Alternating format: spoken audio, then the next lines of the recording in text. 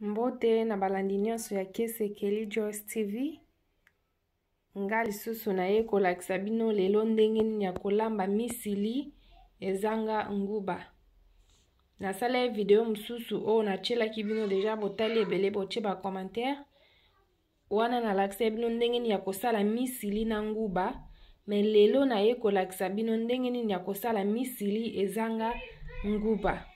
Donc na kati ya misili na biso toza na poivron, toza na ail, toza na ndembi, toza na tomate na biso oyo bachaka na salade, pe toza na aubergine, toza na matungulu, toza na muscade, pe toza na feuille na biso, toza pe na Keep Magie na biso oyo. So osalela Keep Magie to kosalela mungwa obio kosalela jumbo, pe tokotia lisusu bicarbonate na biso na kati ya misili na biso, pe tokosalela mafuta ya huile. Mingi misili eza biloko bata bandundu na ndenga na yebi lokola boye. Donc nazo sala lengo eza mukebwe na olambaka po na nga moko po nga kaka naza muta bandundu awa na ndaku. Mobali na nga zane mukongo aliaka ngote ayebi yango pete. Donc yango na osala ngo po na nga moko kaka yango eza mukebwe na lingi kolamba ebele te.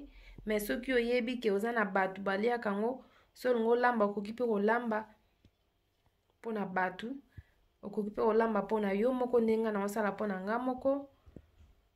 Yango yo so oza na tomate mususu ya mbuma okoki kosalela, okoki pe kosalela tomate ya chopped tomatoes. Donc ezokipe nango te, okoki no kosalela ngo. So olinga pe tomate te, kosalela no tomate te, tika ngo olambi yango kaka sans tomate ezalaka pe bien.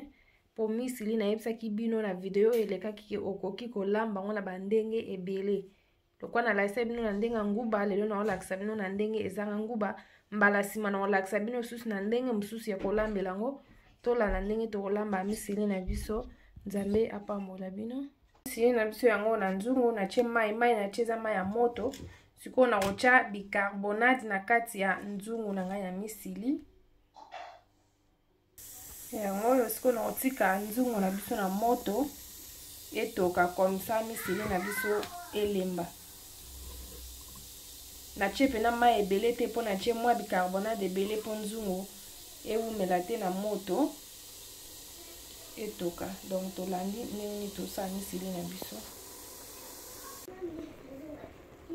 Oni na tiki yango pena mai ekauki na bicarbonate nango. Siko na kofina badini na ngai boye efina na ti efinani penza avant na sokola misili na wana longo na mai ya bicarbonate. Tozoni nde na fini misili na nga esali lokola batuti yango batuti te eza ya kofina. Okoki pe otuta soko lingi. Siko to olamba misili na biso ndenge eza boye te. Ifoto sokola yango na mai ya malili elongola goût wana ya bicarbonate. Donc bicarbonate nyonso tu elongwa na kati ya misili na biso. Tozo sokola misili na biso bien. Tolongola bicarbonate na kati ya misili.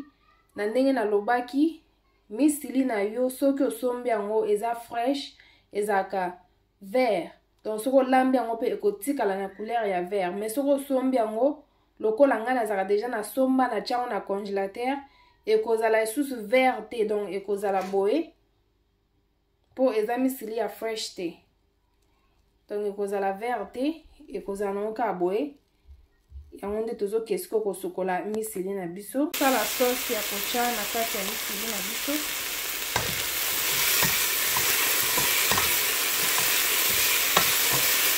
Na biso ezolemba, siko tokocha tomate na biso na kati ya sauce na biso. Sauce na biso esi ebeli. Misili na ngana te yango na kati ya sauce. Na toche mai te, tozobalusa yango. Tobalusa yango deya po na 5 minutes. Siko tokocha mwa mai.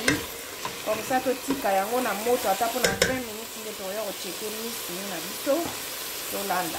Merci na balandi nyonso na kombi na nga na suka. Oyo misili na bino ezanga nguba. Nzambe apambola bino. Bo like, bo share, subscribe, bo s'abonner penza, bo s'abonner. Nzambe akozanga kopambola bino te. please like and subscribe. So I'll see you next time. Bye bye.